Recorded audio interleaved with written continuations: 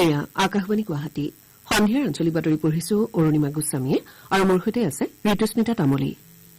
এতিয়া প্ৰধান বাতৰিসমূহ হ'ল ৰাজ্যখনৰ বান পৰিস্থিতি কিছু উন্নত, বান ক্ষতিগ্ৰস্ত অঞ্চলসমূহত উদ্ধাৰ আৰু সাহায্য অভিযান অব্যাহত, কেইবাগৰাকী জ্যেষ্ঠ মন্ত্ৰীৰ আশ্ৰয় শিবিৰ পৰিদৰ্শন, বান পৰিস্থিতি জোৰা মাৰিবলৈ কেন্দ্ৰীয় চৰকাৰক সম্ভৱপৰ সকলো ধৰণৰ সাহায্য প্ৰদান কৰিবলৈ বিৰোধী দলপতি ৰাহুল গান্ধীৰ আহান, আশ্ৰয় শিবিৰত থকা শিশু আৰু মহিলাসকলৰ বিশেষ প্ৰয়োজনৰ প্ৰতি লক্ষ্য ৰাখি শিশু খাদ্য, ছেনিটাৰী নেপকিন, ঔষধ আদিৰ নিয়মিত যোগান নিশ্চিত কৰা হৈছে বুলি মুখ্যমন্ত্ৰী প্ৰকাশ আৰু চলিত বৰ্ষৰ ভিতৰত তৃতীয় চতুৰ্থ বৰ্গৰ কৰ্মচাৰী ৰাজ্যিক আৰক্ষীৰ উপ পৰিদৰ্শক কনিষ্টবল নিযুক্তিৰ বাবে প্ৰয়োজনীয় আনুষ্ঠানিকতা চূড়ান্ত কৰিবলৈ বিষয়াসকলৰ সৈতে মুখ্যমন্ত্ৰীৰ বৈঠক।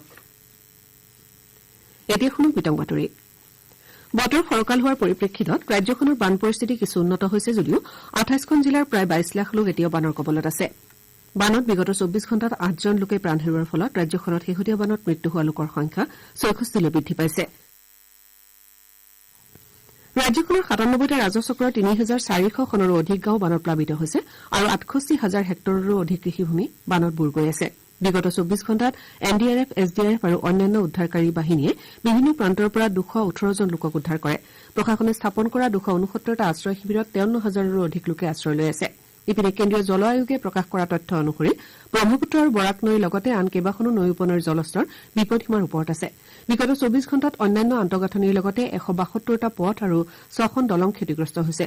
তদুপৰি বানত ১৫ লাখৰো অধিক পশুধনৰ ক্ষতি হৈছে। অসম চৰকাৰে বানৰ সময়ছোৱাত ক্ষতিগ্ৰস্ত জনসাধাৰণক সহায় কৰাৰ বাবে সকলো ব্যৱস্থা গ্ৰহণ কৰাৰ লগতে নিয়মিতভাৱে স্বাস্থ্য শিবিৰ মুকলি কৰি প্ৰয়োজনীয় ঔষধ আৰু অন্যান্য সামগ্ৰী প্ৰদান কৰি আছে বুলি মুখ্যমন্ত্ৰী ড হিমন্ত বিশ্ব শৰ্মাই জানিবলৈ দিছে। তেওঁ কয় যে আশ্ৰয় শিবিৰত থকা শিশু আৰু মহিলাসকলৰ বিশেষ প্ৰয়োজনৰ প্ৰতি লক্ষ্য ৰাখি শিশু খাদ্য, ছেনিটাৰী নেপকিন, ঔষধ আদিৰ নিয়মিত যোগান নিশ্চিত কৰা হৈছে। ইপিনে মন্ত্ৰী কেশৱ মহন্তই আজি জখলাবন্ধা উচ্চতৰ মাধ্যমিক বিদ্যালয় আৰু কাষৰীয়া বান ক্ষতিগ্ৰস্ত অঞ্চলৰ আশ্ৰয় শিবিৰত আশ্ৰয় লৈ থকা জনসাধাৰণৰ সৈতে মত বিনিময় কৰাৰ উপৰি খাদ্য সামগ্ৰীৰ ব্যৱস্থাপনা, চিকিৎসা সেৱা আদিৰ বুজ লয়। ইফালে ইউনিচেফৰ এটা দলে আজি টিংখাং ৰাজচক্ৰৰ ধানপুৰ মজলীয়া বিদ্যালয় আৰু বালিয়নী বিদ্যালয়ত স্থাপন কৰা আশ্ৰয় শিবিৰ পৰিদৰ্শন কৰে। দলটোৱে শিবিৰত থকা মহিলা, শিশু তথা কিশোৰীসকলৰ বাবে উপলব্ধ সা সুবিধাৰ বুজ লোৱাৰ উপৰি সংহত শিশু উন্নয়ন প্ৰকল্পৰ অধীনত শিবিৰত চলাই থকা কাৰ্যকলাপ সম্পৰ্কে অৱগত হয়। বানৰ সময়ছোৱাত কাজিৰঙা ৰাষ্ট্ৰীয় উদ্যানৰ বন্যপ্ৰাণী সুৰক্ষাৰ প্ৰতি লক্ষ্য ৰাখি মুখ্যমন্ত্ৰীৰ নিৰ্দেশ মৰ্মে ৭১৫ নম্বৰ ৰাষ্ট্ৰীয় ঘাইপথেৰে চলাচল কৰা উজনি আৰু নামনি অভিমুখী যান বাহনসমূহক আৰক্ষী আৰু বন বিভাগৰ বাহনৰ জৰিয়তে এস্কৰ্ট প্ৰদান কৰি চলাচল কৰাৰ ব্যৱস্থা কৰা হৈছে। ৰাষ্ট্ৰীয় উদ্যানখনত চোৰাং চিকাৰ ৰোধ কৰাৰ বাবে প্ৰথমবাৰলৈ থাৰ্মেল ড্ৰোনৰ ব্যৱহাৰ কৰা হৈছে। বানৰ সময়ত বন্যজন্তুৰ সুৰক্ষাৰ বাবে উদ্যান কৰ্তৃপক্ষই তথ্য প্ৰযুক্তি ব্যৱহাৰ কৰি এই পদক্ষেপ লৈছে। উল্লেখযোগ্য যে বানৰ সময়ত ৰাষ্ট্ৰীয় উদ্যানৰ পৰা ওলাই অহা বন্যজন্তুসমূহে কাৰ্বি পাহাৰৰ লগতে জনাঞ্চলতো আশ্ৰয় লৈ আছে। এনে ক্ষেত্ৰত চোৰাং চিকাৰীয়ে যাতে জীৱ জন্তুসমূহৰ ক্ষতি কৰিব নোৱাৰে তাৰ প্ৰতি লক্ষ্য ৰাখি এই ব্যৱস্থা লোৱা হৈছে। গোলাঘাট জিলাত বান পৰিস্থিতি অপৰিৱৰ্তিত হৈ আছে। জিলাখনৰ সামগ্ৰিক বান পৰিস্থিতি সন্দৰ্ভত জিলাখনৰ পৰা আমাৰ সংবাদদাতা হিৰণ্য গগৈয়ে এইদৰে কয়। গোলাঘাট জিলাখনত সাময়িকভাৱে বান পৰিস্থিতি কিছু উন্নত হৈছে যদিও ব্ৰহ্মপুত্ৰৰ কাষৰীয়া অঞ্চলসমূহত বানপানী কিছু পৰিমাণে জমা হৈ আছে। বোকাখাট, খুমটাই, বংকল, বুঢ়াচাপৰি, নিকৰিঘাট আদি অঞ্চলত কিছু গাঁও বৰ্তমানে জলমগ্ন হৈ আছে। গোলাঘাট জিলা প্ৰশাসনে বানত প্লাবিত গাঁওসমূহত খাদ্য, আশ্ৰয় শিবিৰৰ লগতে বানাক্ৰান্ত ৰাজ্যক ঔষধৰ ব্যৱস্থা কৰিছে। ইফালে কাজিৰঙা ৰাষ্ট্ৰীয় উদ্যানৰ বিস্তীৰ্ণ অঞ্চল বৰ্তমানে জলমগ্ন হৈ আছে। উদ্যানখনৰ মুঠ ২৩৩টা বন শিবিৰৰ ভিতৰত ৬৯টা বন শিবিৰ বৰ্তমানে জলমগ্ন হৈ আছে। ৰাষ্ট্ৰীয় উদ্যানখনৰ অগৰাতলী বনাঞ্চলৰ ১৪টা, কহৰা বনাঞ্চলৰ ২২টা, বাগৰি বনাঞ্চলৰ ২০টা, বোকাখাট বনাঞ্চলৰ ৪টা, বুঢ়াপাহাৰ বনাঞ্চলৰ ৪টা আৰু বিশ্বনাথ ৱাইল্ড লাইফ ডিভিজনৰ এটা বন শিবিৰ জলমগ্ন হৈ আছে বুলি জানিব পৰা গৈছে। অন্যহাতে ৰাষ্ট্ৰীয় উদ্যানখনত বানপানীৰ ফলত ১৩১টা বন্যপ্ৰাণী ইতিমধ্যে মৃত্যু হোৱাৰ লগতে ৯৭টা বন্যপ্ৰাণীক জীৱন্ত উদ্ধাৰ কৰি বন বিভাগে চিকিৎসা সেৱা প্ৰদান কৰিছে। তদুপৰি বন্যপ্ৰাণী সুৰক্ষাৰ প্ৰতি লক্ষ্য ৰাখি কাজিৰঙাৰ ৰাজপথত তীব্ৰ বেগী বাহনৰ চলাচলৰ ক্ষেত্ৰত বন বিভাগ আৰু পৰিবহণ বিভাগে কঠোৰ পদক্ষেপ গ্ৰহণ কৰা পৰিলক্ষিত হৈছে। ইফালে বানপানীৰ সময়ত বন্যপ্ৰাণী সুৰক্ষাৰ বাবে চোৰাং চিকাৰী বিৰোধী অভিযানৰ বাবে কাজিৰঙা ৰাষ্ট্ৰীয় উদ্যান কৰ্তৃপক্ষই পোনপ্ৰথমবাৰৰ বাবে থাৰ্মেল ড্ৰোনৰ ব্যৱস্থা কৰা বুলি কাজিৰঙা উদ্যান কৰ্তৃপক্ষই আমাক সদৰি কৰিছে। কৰিমগঞ্জ জিলাৰ বিভিন্ন অঞ্চল বানত বুৰ গৈ আছে। জিলাখনৰ নীলাম বজাৰ, কৰিমগঞ্জ, সদৰ বদৰপুৰ আৰু পাথাৰকান্দি ৰাজচক্ৰৰ ৬০টা অঞ্চল ক্ষতিগ্ৰস্ত হৈছে। জিলাখনত স্থাপন কৰা ৪২টা শিবিৰত ৩৫০০ৰো অধিক লোকে আশ্ৰয় লৈ আছে। জিলাখনত ৪০,০০০ৰো অধিক লোক এই বানত ক্ষতিগ্ৰস্ত হৈছে। ডিব্ৰুগড় জিলা আয়ুক্তই আজি জিলাখনৰ পশ্চিম ৰাজচক্ৰৰ অন্তৰ্গত নগাখেলীয়া আৰু মহ পোৱালি মৰা শিৱ মন্দিৰৰ সমীপত ব্ৰহ্মপুত্ৰৰ খহনীয়া পৰিদৰ্শন কৰাৰ লগতে জলসম্পদ বিভাগে দুয়োটা অঞ্চলত চলাই থকা কাম কাজৰ বুজ লয়। নগাঁও জিলাৰ কলিয়াবৰত বান পৰিস্থিতি অপৰিৱৰ্তিত হৈ আছে। কলং নৈৰ বাঢ়নী পানীয়ে ন অঞ্চল প্লাবিত কৰিছে। এতিয়ালৈ কলিয়াবৰত ৬০,০০০ লোক বানত ক্ষতিগ্ৰস্ত হৈছে। হাইলাকান্দি জিলাৰ এটা পথ বানে ছিঙি নিয়াৰ ফলত জিলাখনৰ নিমাই চান্দপুৰৰ পৰা মনচৰাৰ মাজত যোগাযোগ ব্যাহত হৈ পৰিছে। বিগত কেইবাদিন ধৰি ধাৰাসাৰ বৰষুণৰ ফলত কাটাখাল নৈৰ বাঢ়নী পানীয়ে নিমাই চান্দপুৰৰ মথাউৰি ছিঙি পেলোৱাৰ ফলত বিস্তীৰ্ণ অঞ্চল প্লাবিত হৈছে। ইপিনে দুলীয়াজানত বুঢ়ীদিহিং নৈৰ জলস্তৰ বৃদ্ধি পোৱাৰ ফলত ভালেমান অঞ্চল প্লাবিত হৈ পৰিছে। দুলীয়াজান সমষ্টিৰ টেঙাখাটত মথাউৰি ছিগাৰ ফলত জনসাধাৰণ সমস্যাৰ সন্মুখীন হৈছে। অসম চৰকাৰৰ চিকিৎসা শিক্ষা আৰু গৱেষণা বিভাগৰ আয়ুক্ত সচিবে আজি মৰিগাঁও জিলাৰ বিভিন্ন বান ক্ষতিগ্ৰস্ত অঞ্চল পৰিদৰ্শন কৰে। তেওঁ বিভিন্ন বিভাগৰ মুৰব্বী বিষয়াসকলৰ সৈতে এখন বৈঠকত মিলিত হৈ বানৰ সময়ছোৱাত জনসাধাৰণৰ সুৰক্ষাৰ বাবে যাৱতীয় ব্যৱস্থা ল'বলৈ সংশ্লিষ্টসকলক নিৰ্দেশ দিয়ে।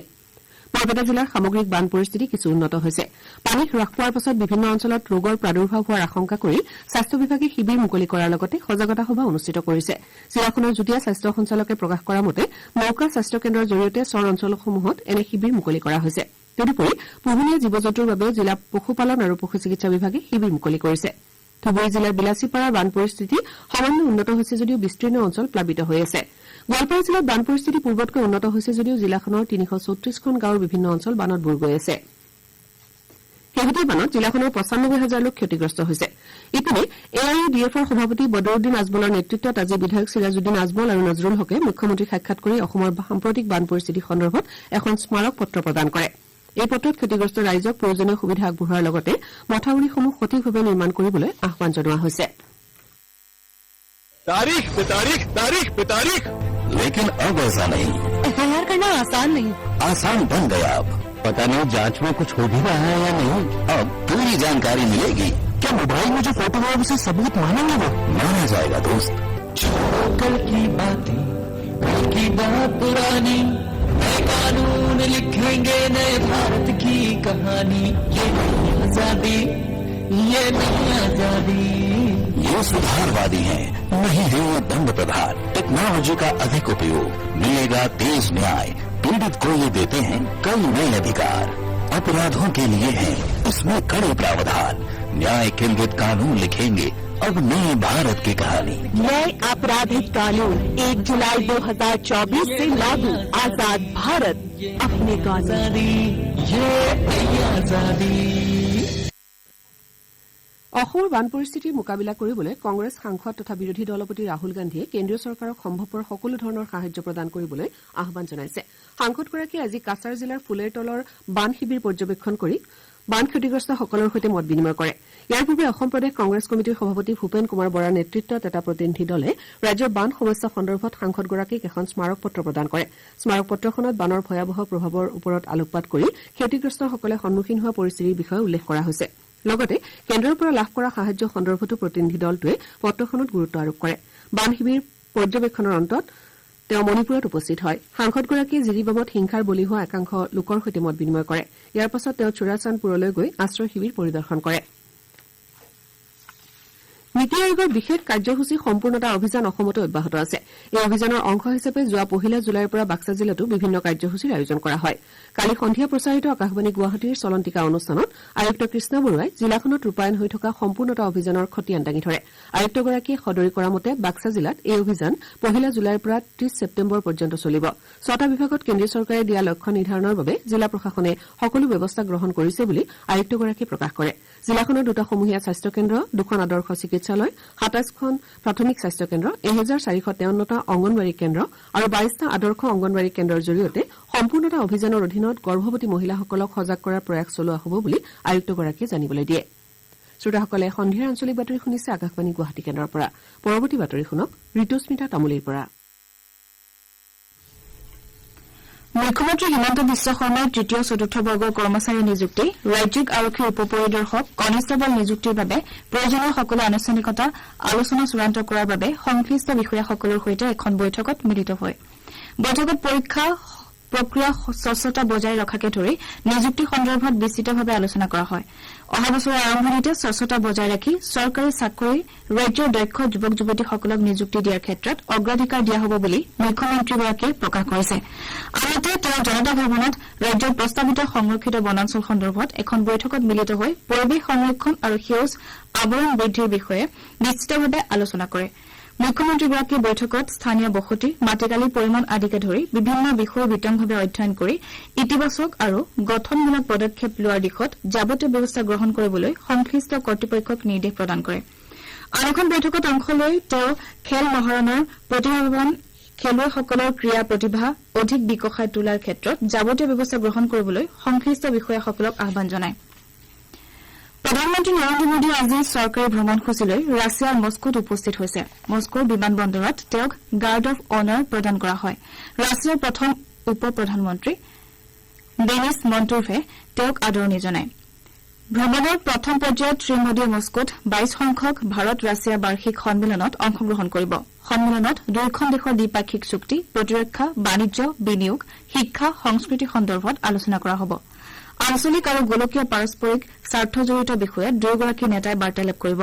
প্ৰধানমন্ত্ৰী নৰেন্দ্ৰ মোদী আৰু ৰাষ্ট্ৰপতি ভ্লাডিমিৰ পুটিনে তেওঁলোকৰ আলোচনাৰ সময়ত ব্ৰিক্স, চাংহাই সহযোগিতা সংস্থা, G20, পূব এছিয়া সন্মিলন আৰু ৰাষ্ট্ৰসংঘৰ দৰে গ্ৰুপিং পৰ্যায়ত দ্বিপাক্ষিক সম্পৰ্কৰ সন্দৰ্ভত আলোকপাত কৰিব। আনহাতে ভ্লাডিমিৰ পুটিনে আয়োজন কৰা নৈশ ভোজতো অংশ ল'ব। প্ৰধানমন্ত্ৰীগৰাকীয়ে কাইলৈ ৰাছিয়াত থকা প্ৰৱাসী ভাৰতীয়সকলৰ সৈতেও মত বিনিময় কৰিব। প্ৰধানমন্ত্ৰীগৰাকীয়ে ক্ৰেমলিনত পৰিচয়বিহীন সৈনিকসকলৰ সমাধিত মাল্যাৰ্পণ কৰিব আৰু মস্কোত ৰছাটন পেভিলিয়নো দৰ্শন কৰিব। উল্লেখযোগ্য যে এই ভ্ৰমণৰ পূৰ্বে সামাজিক মাধ্যমযোগে দিয়া এটা বাৰ্তাত প্ৰধানমন্ত্ৰীয়ে কয় যে এই ভ্ৰমণ ৰাছিয়া আৰু অষ্ট্ৰিয়াৰ সৈতে সম্পৰ্ক সুদৃঢ় কৰি তোলাৰ এটা সুন্দৰ সুযোগ হ'ব। ভাৰত ৰাছিয়াৰ সম্পৰ্কৰ বিষয়ে প্ৰকাশ কৰি প্ৰধানমন্ত্ৰীয়ে কয় যে তেওঁ ৰাছিয়াৰ ৰাষ্ট্ৰপতি ভ্লাডিমিৰ পুটিনৰ সৈতে দ্বিপাক্ষিক সহযোগিতাৰ সকলো দিশ পুনৰ নিৰীক্ষণ কৰাৰ লগতে বিভিন্ন আঞ্চলিক আৰু গোলকীয় বিষয়ত দৃষ্টিভংগী বিনিময় কৰিবলৈ আগ্ৰহী। তেওঁ লগতে কয় যে ভাৰত আৰু ৰাছিয়াৰ কৌশলগত অংশীদাৰিত্ব যোৱা 10 বছৰত বহু খণ্ডত আগবাঢ়িছে।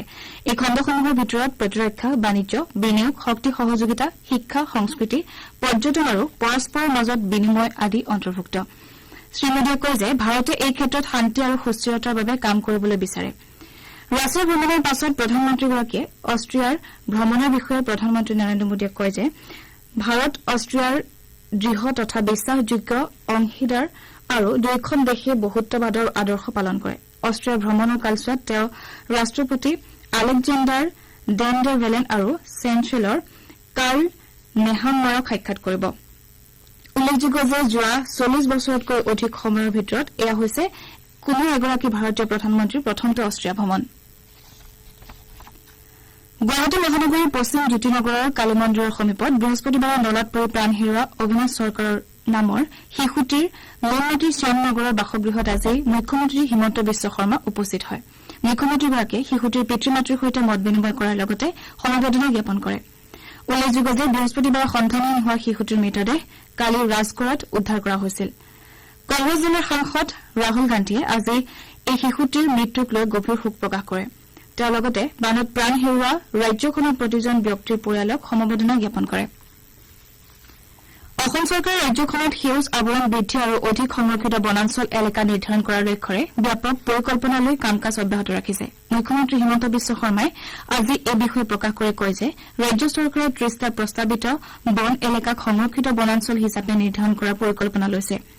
ইয়াৰ ফলত জীৱ জন্তুসমূহৰো সুৰক্ষা নিশ্চিত হ'ব বুলি মুখ্যমন্ত্ৰীয়ে উল্লেখ কৰে। ড শৰ্মাই আজি এই সন্দৰ্ভত প্ৰস্তাৱসমূহ আলোচনা কৰাৰ বাবে এখন বৈঠকত মিলিত হয়। বৈঠকত বন মন্ত্ৰী চন্দ্ৰমোহন পাটোৱাৰীৰ লগতে বন বিভাগৰ শীৰ্ষ বিষয়াসকল উপস্থিত থাকে। এতিয়া প্ৰধান বাতৰিসমূহ আকৌ এবাৰ পঢ়ি দিছো।